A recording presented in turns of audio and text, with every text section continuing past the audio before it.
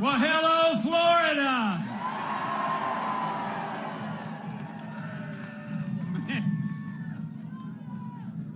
To Congressman Webster, all the great families here at the Villages, my fellow Americans, it is great to be back in the Sunshine State. It is great to be back in Trump country.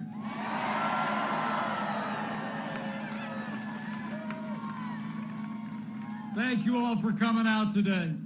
And what a privilege it is to be here with my friend. I heard of Congressman Daniel Webster when he was serving in your state house. He was Speaker of the House, a man of integrity and principle. And I can tell you, in all my 12 years in the Congress, and ever since, I've never served with someone more committed to conservative principles or a stronger ally of our president and this administration. Join me in thanking Congressman Daniel Webster for all he's done for Florida and for the cause. But Daniel and I are here for one reason and one reason only. And that is that Florida and America need 4 more years of President Donald Trump in the White House.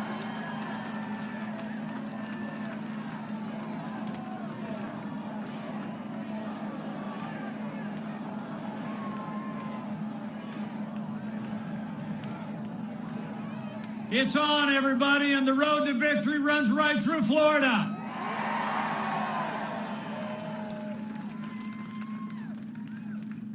It's so good to be with all of you. I had a little bit of a busy week. I don't know if you got to see it, but I was over in Utah the other night. We had a little debate with Kamala Harris, and some people think we did all right.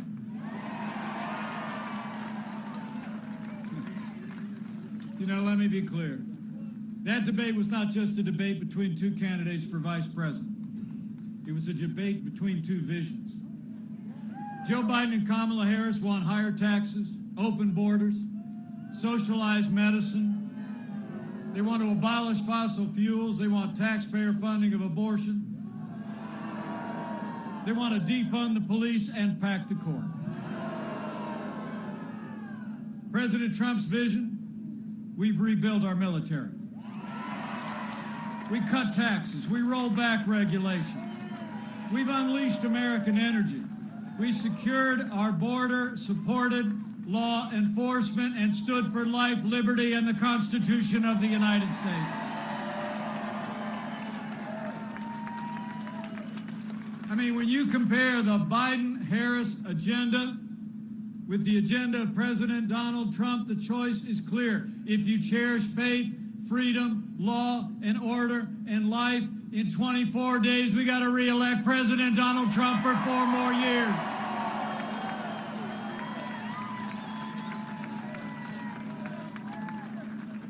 You know, 4 years ago, we inherited a military hollowed out by devastating budget cuts, an economy struggling to break out of the slowest recovery since the Great Depression. Terrorism was on the rise, and we witnessed a steady assault on our most cherished values.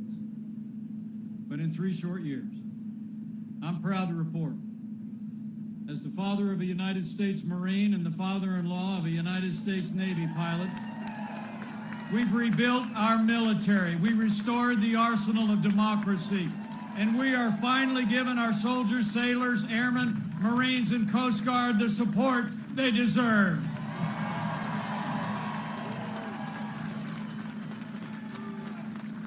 You know, I couldn't be more proud to serve as vice president to a president who cares so deeply about the men and women of our armed forces. And we've stood with those who serve, but we've also stood with all of you who have served in the uniform of the United States. You know, when Joe Biden was vice president, you all remember it, we saw years of heartbreaking scandal at the VA that shocked the conscience of the nation. I mean, we literally saw America's heroes perishing in waiting lines to get health services at the VA. But under President Donald Trump, those days are over. Our president signed the most sweeping reform of the VA in 50 years. We fired thousands of VA employees that were not giving our veterans the care that they earned in the uniform of the United States, and Veterans Choice is now available for every veteran in America.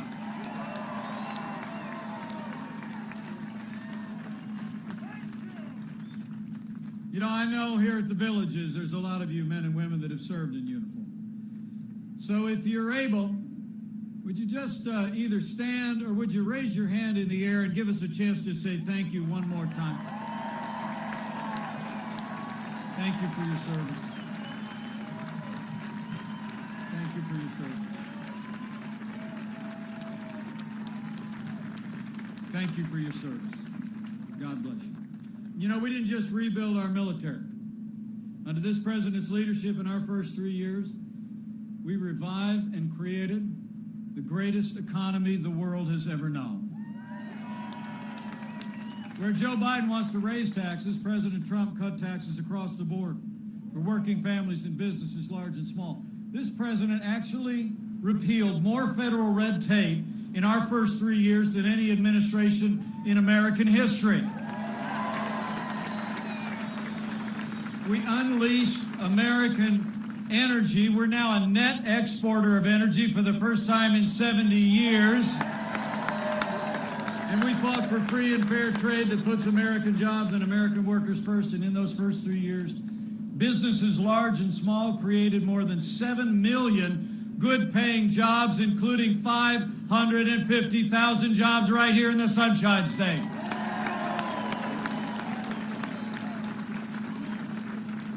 So we stood for our national defense and for jobs. Standing here not far from the Space Coast, I'm proud to report to you, under President Donald Trump, we have renewed American leadership in manned space exploration.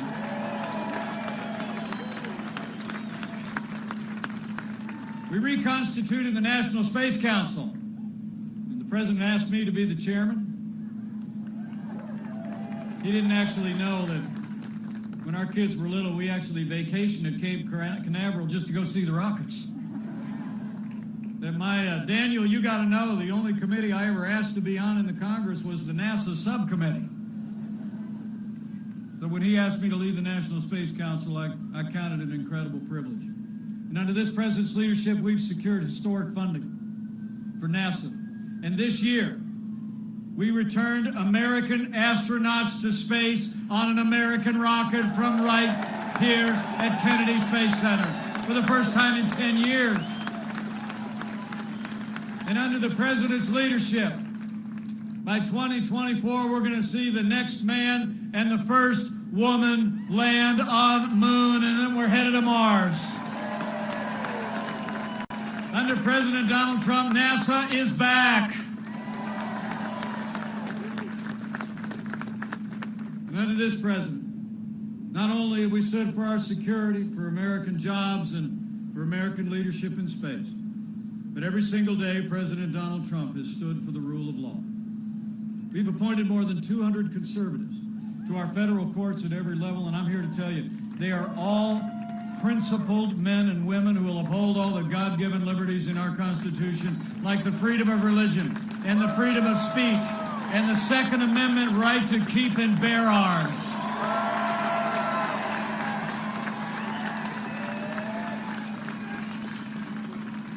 Now, last month, we rightly paused as a nation to honor the life and service of Justice Ruth Bader Ginsburg. But when the memorials were over, President Trump fulfilled his constitutional duty.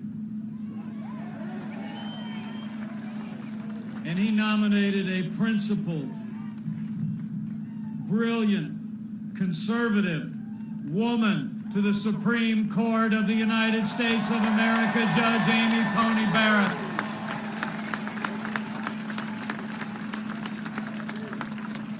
Now, I'm a big fan of Judge Barrett, and it's not just because she's from Indiana. I'm telling you what, Judge Amy Coney Barrett is an inspiring person. She's a brilliant and principled jurist. She'll do great credit on the Supreme Court. Now, the confirmation hearings are set for this Monday. And the American people expect Democrats in the Senate to give Judge Barrett a dignified hearing this time. But we have reason to be concerned.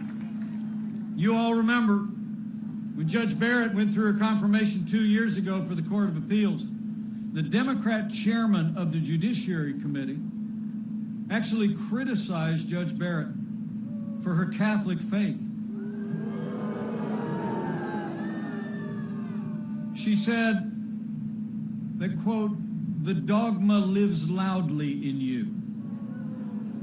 And Hollywood elites have already begun to criticize Judge Barrett and her family for their Christian faith. Well, I got news for the Democrats and their friends in Hollywood.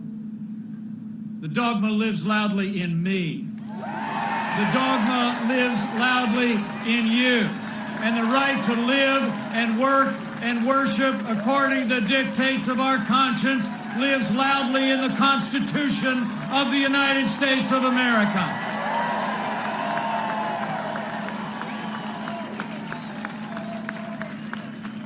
In America, we cherish the freedom of religion of every American of every faith. And these attacks on Judge Barrett's faith got to stop. So after the Senate does their job to advise and consent, I'll make a prediction. Judge Amy Coney Barrett is going to be Justice Amy Coney Barrett. We're going to fill that seat.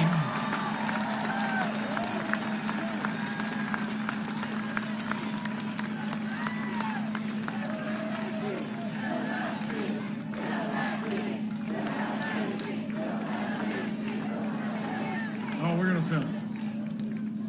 You know, the American people actually also deserve to know that Democrats in Washington are actually talking about adding seats to the Supreme Court in the biggest power grab in American history. It's called packing the court. Now, Joe Biden and Kamala Harris won't admit it, but after 150 years with 9 seats on the Supreme Court of the United States, they're planning to pack the court. In fact, Joe Biden refused to answer the question in his debate with the president. Kamala Harris refused to ask the question during our debate. And just yesterday in Nevada, Joe Biden was asked by a reporter if don't voters deserve to know what you do? And Joe Biden replied, quote, "No, they don't." Well, come on, Joe. The American people deserve a straight answer. When you're running for the highest office in the land, the American people deserve to know whether you're going to respect the highest court in the land. You know, there's only one explanation why Joe Biden and Kamala Harris won't answer the question. It's because Joe Biden and Kamala Harris want to pack the court. But we're not going to let it happen. We're going to preserve an independent judiciary. We're going to preserve our constitutional order. We're going to re-elect President Donald Trump for 4 more years in the White House.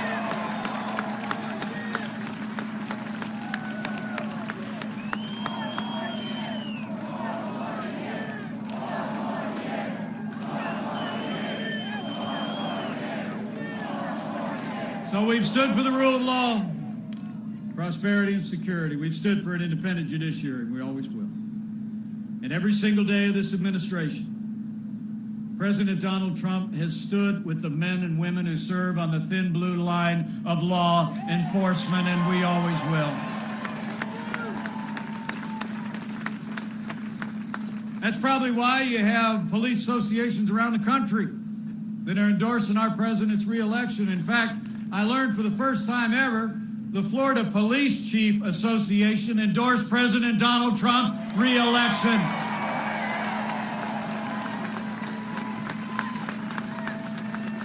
Let me take this opportunity to thank Sheriff Jeff Parson and all the membership of the Florida Police Chiefs Association. And also, can we just show these law enforcement officers how much we appreciate all they do every day to protect and serve our families?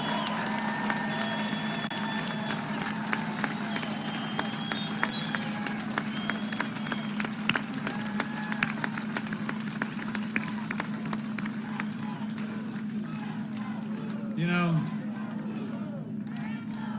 oh, we're back to blue. You know, I like to tell people, all my heroes wear uniforms. When I was growing up in a small town in Indiana, we used to drive back to Chicago where my parents grew up. We'd go to my grandparents' house and my uncle would come walking out wearing that police uniform, have that sidearm, man. I got to tell you, me and my three brothers just look up at him in awe. And you all know. The men and women who serve in law enforcement in this country are some of the best people in America. And they deserve the respect of every American every single day. They do. Now, President Trump and I will always support the right of Americans to peaceful protest enshrined in the Constitution. Rioting and looting is not peaceful protest. Burning businesses is not free speech.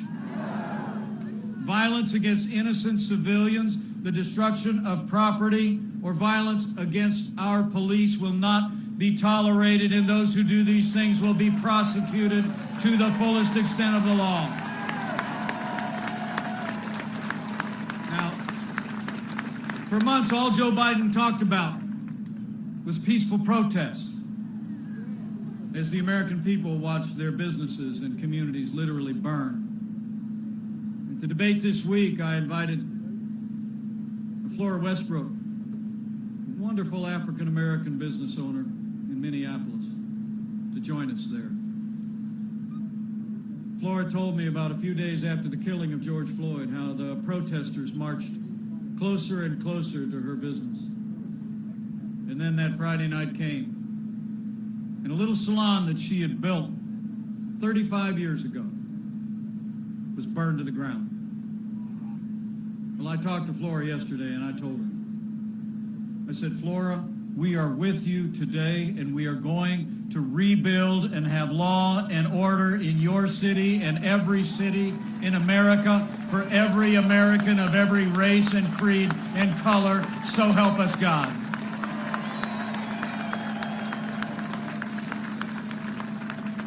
You know, the truth is, Joe Biden would double down on the very policies that have led to violence in America. When you undermine support for those who protect and serve, you only embolden those who would do violence in our communities. Now, Joe Biden explains it all by saying that America is, quote, systemically racist. And he and his running mate just the other day have said that police have a, quote, implicit bias against minorities. When Joe Biden was asked if he'd cut funding to law enforcement, he said, yes, absolutely. And his running mate recently applauded the mayor of Los Angeles' announcement of cutting $150 million from the LAPD. Well, let me make you a promise. Under President Donald Trump, we're not going to defund the police. Not now, not ever. We're going to back the blue.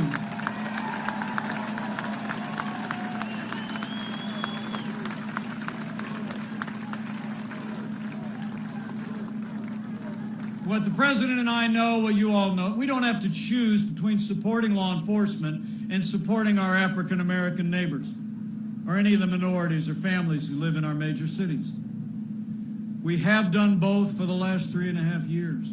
We provided new resources for law enforcement, new personnel, and we've made historic investments in our African American, historically black colleges and universities. We saw the lowest unemployment ever recorded for African Americans, 9,000 opportunity zones in our major cities. We passed criminal justice reform. We have supported law enforcement, supported our African American neighbors, and we're going to keep on doing it for 4 more years.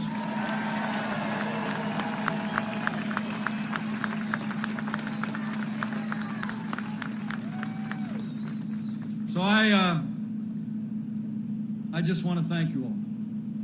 I want to thank you all for being here today. As you know, we've stood for the rule of law. We stood for law and order. And as I said before, We've stood strong for the right of every American to live, to work, to worship according to the dictates of our conscience. You know, the freedom of religion has been called our first freedom. It's in the First Amendment. And people of faith have no greater champion than President Donald Trump.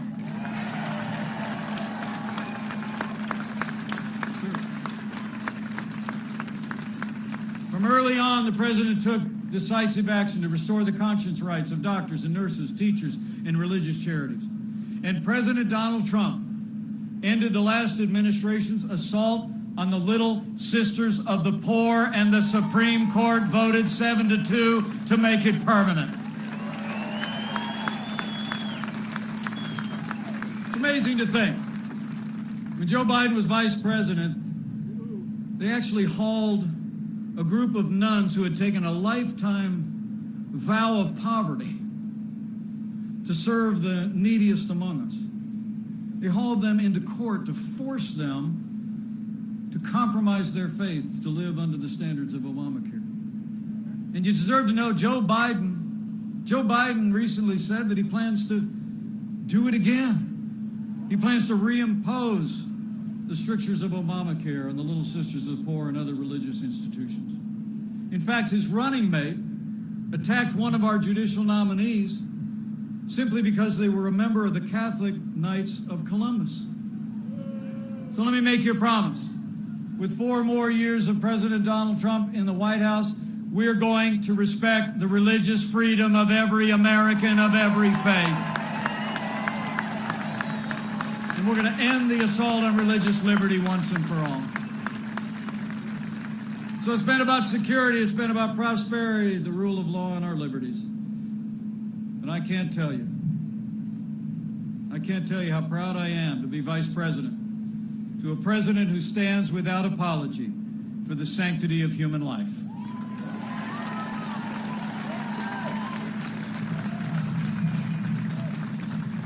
Where Joe Biden supports taxpayer funding of abortion all the way up to the moment of birth, President Trump took action early in our administration to suspend all funding, the Mexico City policy, no taxpayer dollars to provide or promote abortion around the world. He's renewed the Hyde Amendment to protect taxpayer money from ever being spent on abortion, and President Donald Trump is the most pro-life president in American history. True.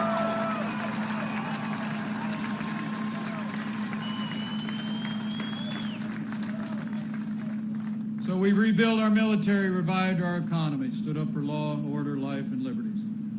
And let me just say, none of that would have been possible in our first 3 years without the strong and consistent support of Senator Rick Scott and Senator Marco Rubio. And that's also why, here in his congressional district, we need you to re-elect Congressman Daniel Webster to a new Republican majority and retire Nancy Pelosi once and for all.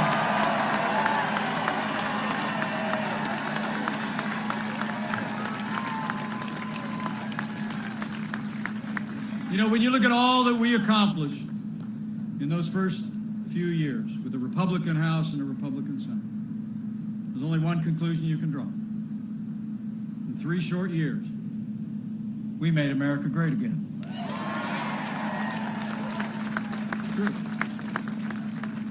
And then the coronavirus struck from China.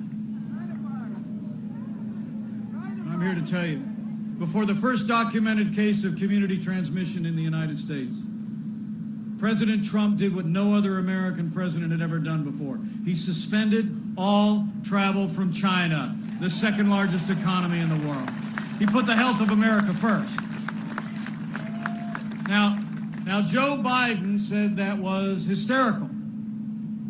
He said it was, quote, xenophobic. In fact, he wrote in USA Today back in January that travel bans would, quote, make things worse. But let me tell you, as the head of the White House Coronavirus Task Force, I can tell you firsthand, President Trump's decision to suspend all travel from China bought us invaluable time to stand up the greatest national mobilization since World War II, and it saved countless American lives.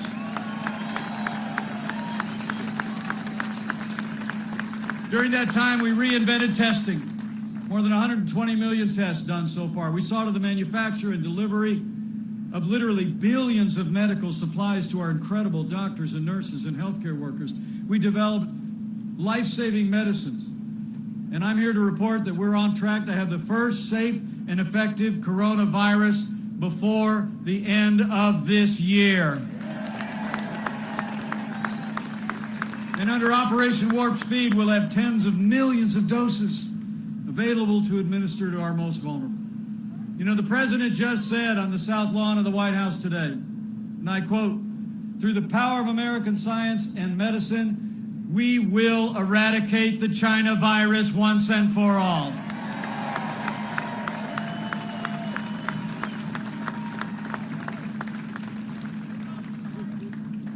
And let me say on behalf of the President and the First Lady, how moved we've all been by the outpouring of prayers and concern for our first family over the last week. I spoke to the President this morning before I left for Florida, and I'm happy to report to you President Donald Trump and First Lady Melania are doing great.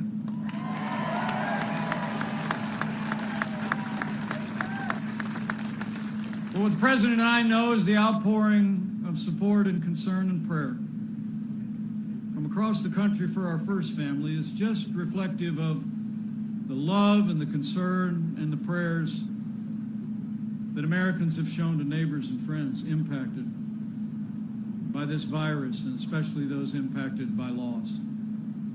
So can we just take a moment to give a round of applause for all of the doctors, the nurses, the healthcare workers, those in ministry, everyone that has been there for our families through this challenging time.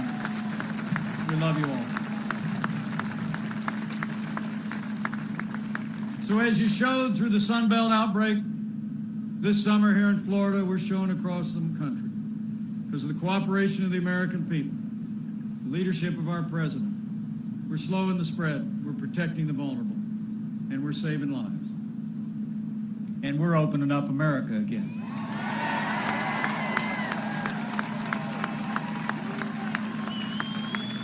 You know, it's amazing to think, after losing 22 million jobs at the height of this pandemic, in just the last 5 months, because of the foundation that we poured and because of the unprecedented recovery and relief support for families and businesses, we've already seen 11.5 million Americans go back to work, including 630,000 Americans right here in Florida. We're opening up America, and we're opening up America's schools. You know, about a week ago, the president announced we actually acquired about 100 million rapid tests that we're distributing to school nurses and school systems to help get our kids back in the classroom and keep them back in the classroom safe and sound.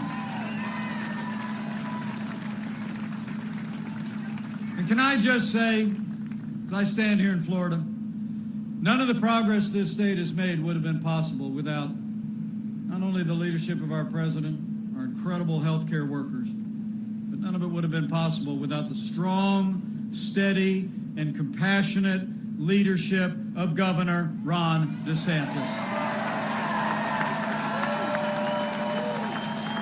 Done an amazing job. Thank you, Governor. So we've gone through a time of testing. But I came down today on this cool and breezy Florida day, because in 24 days we're coming to a time for choosing. The choice in this election has never been clearer, and the stakes have never been higher. It's amazing to think, in the middle of a global pandemic, Joe Biden wants to raise taxes by $4 trillion. President Trump, not only has he passed the largest tax cuts and tax reform in history, but for 4 more years, we're going to keep cutting taxes for middle-class Americans and bring this economy all the way back and then some. Where Joe Biden wants to bury our economy under an avalanche of red tape, he had to be reminded in that presidential debate that he supports the Green New Deal. He even wants to put us back in the Paris Climate Accord. President Trump's been cutting red tape, got us out of the Paris Climate Accord. Our air and land are cleaner than any time in recorded history. Our water is the cleanest in the world, and America is now a net exporter of energy for the first time in nearly 70 years.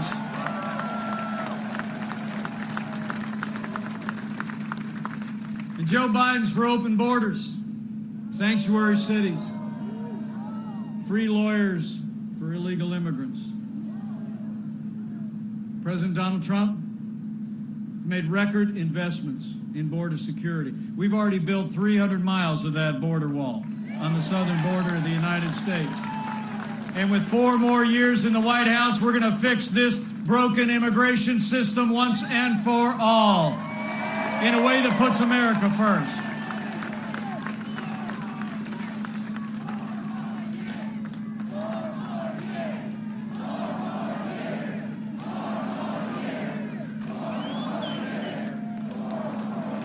When it comes to international trade, so important here in Florida, for what you manufacture and what you grow.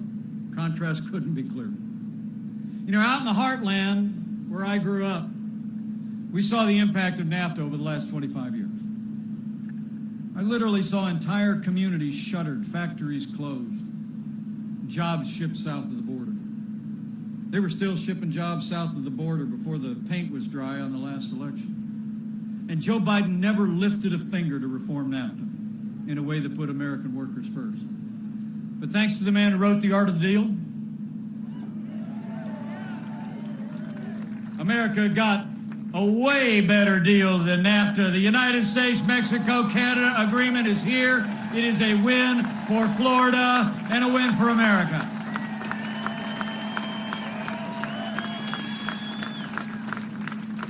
And when we came into office, half of our international trade deficit was with China. We were literally losing $500 billion a year to China in trade. Joe Biden's been a cheerleader for communist China since day one. President Trump, he put China on notice.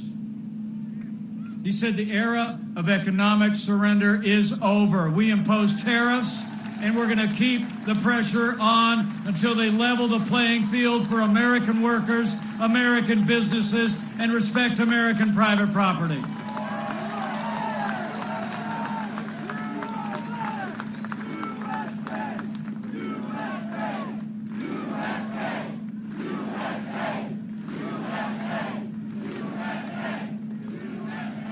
And where Joe Biden and Kamala Harris want a government takeover of health care. I mean, their version of Obamacare includes what's something called a public option. You heard about it?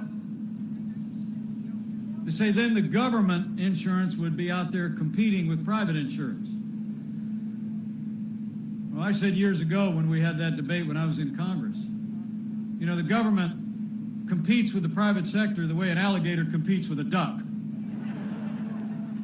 I mean, the truth of the matter is, they would put us on an inexorable path to socialized medicine. President Trump, we're going to reform health care. We're going to protect pre-existing conditions. We're going to lower the cost of health insurance without growing the size of government. We're going to harness the power of the private sector and make sure that America is never a socialist country on health care or anything else.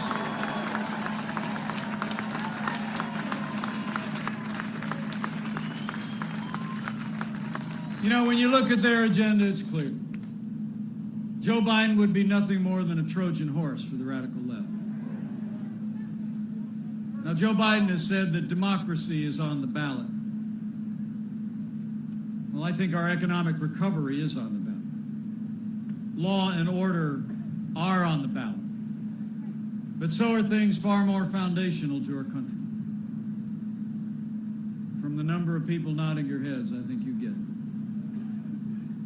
This election is not going to decide whether America is more conservative or more liberal, whether we're more Republican or more Democrat, more red or more blue. I think the choice in this election is whether America remains America.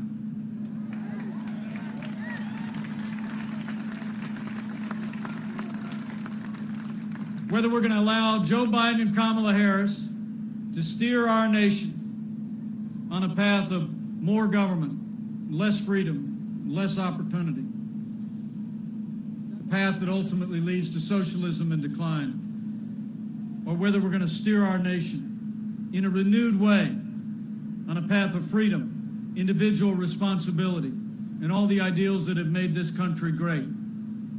So for our freedom, for our highest ideals, we need to decide right here and right now that Joe Biden will never be president of the United States of America. We're going to re-elect President Donald Trump for 4 more years.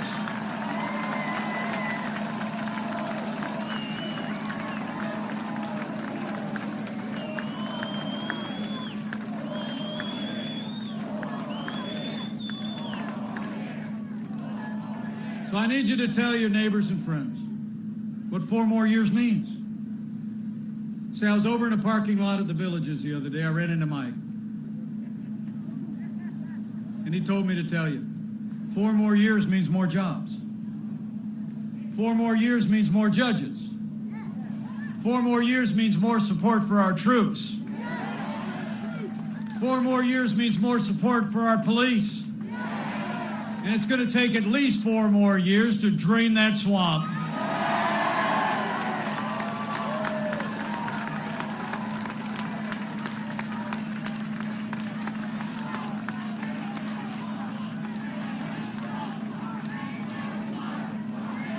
Oh, we're draining it. You know, 4 years ago, a movement was born. A movement of everyday Americans from every walk of life. Here in Florida, you believe we could be prosperous again. You believe we could be strong again. You believe we could be respected again. You said yes to President Donald Trump in 2016, and I know Florida's going to say yes to 4 more years of President Donald Trump in 2020. But it's going to take all of us to do it.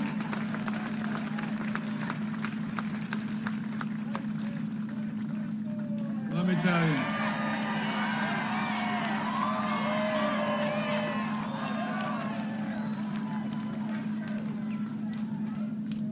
Let me hang on 1 second here.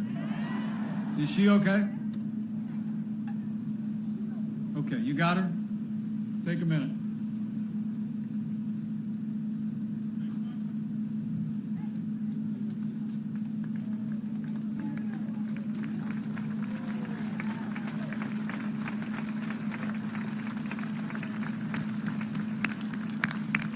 Thank you for coming out there. You know, I've known this president over the last 4 years. Some people think we're a little bit different.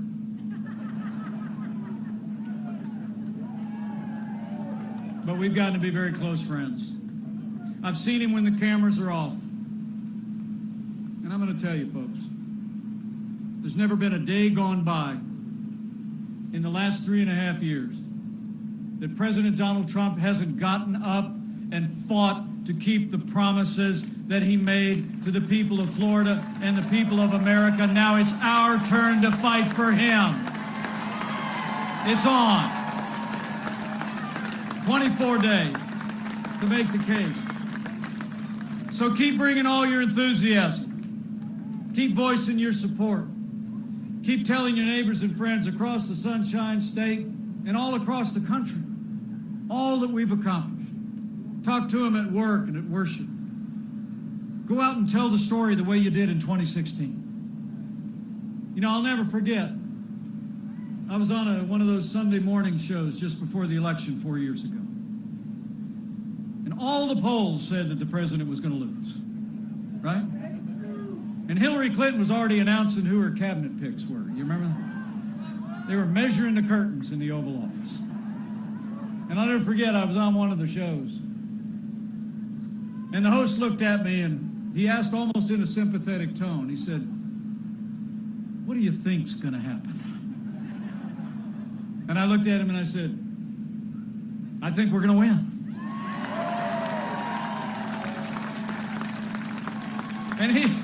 he was a little shocked. Really? He like said to me, why? And I said, well, because look, I don't care about the polls. There's only one poll that matters. And the fact was, I was out traveling around the country. The president was traveling around the country, and he'll be back on the road here in Florida come Monday. Get ready. But I said he was traveling around the country drawing tens of thousands of people, and I was traveling drawing literally hundreds of Americans. But it was all the same people. And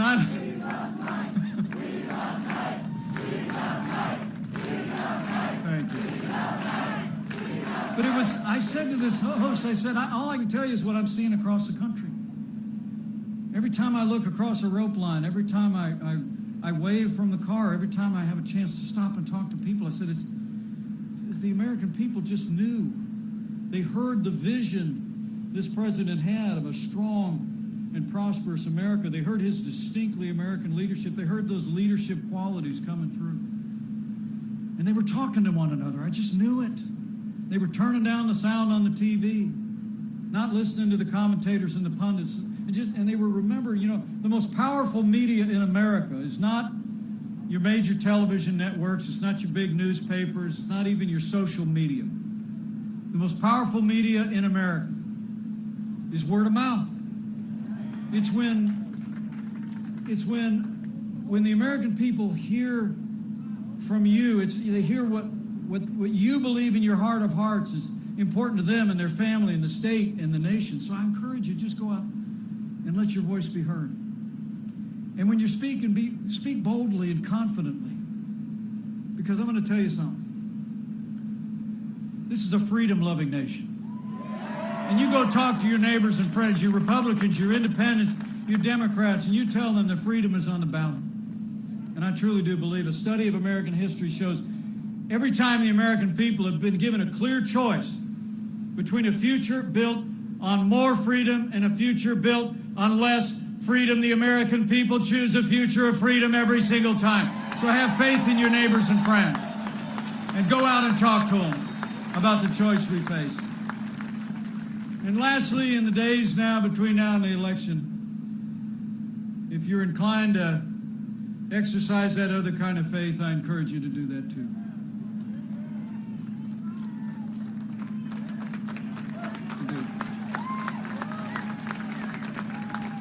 The sweetest words the President and I ever hear when we're traveling around the country is when people will look out, reach across a rope line, maybe put the hand next to their cheek and just say, I'm praying for you. And we hear it a lot. Everywhere I've gone the last 4 years traveling around this country, I'm convinced of two things. This is a freedom-loving nation, and this is a nation of faith.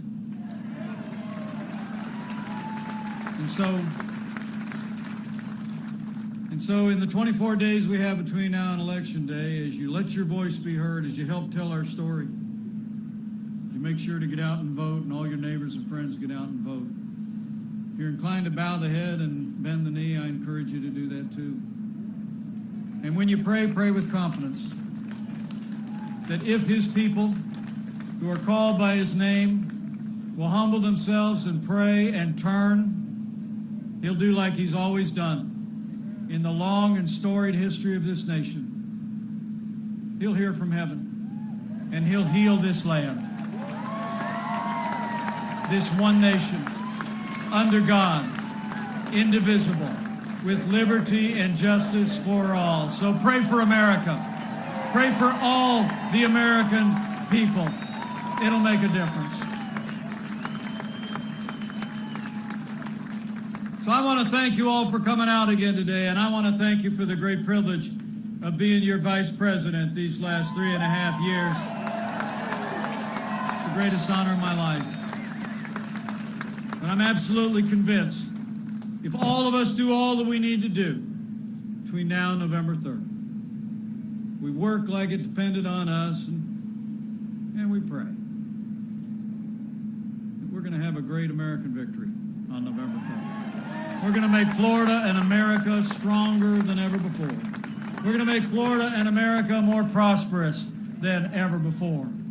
And with Rick Scott and Marco Rubio in a renewed Republican majority in the Senate, with Daniel Webster in a new Republican majority in the House of Representatives, with President Donald Trump in the White House for 4 more years, and with God's help, we're going to make America great again.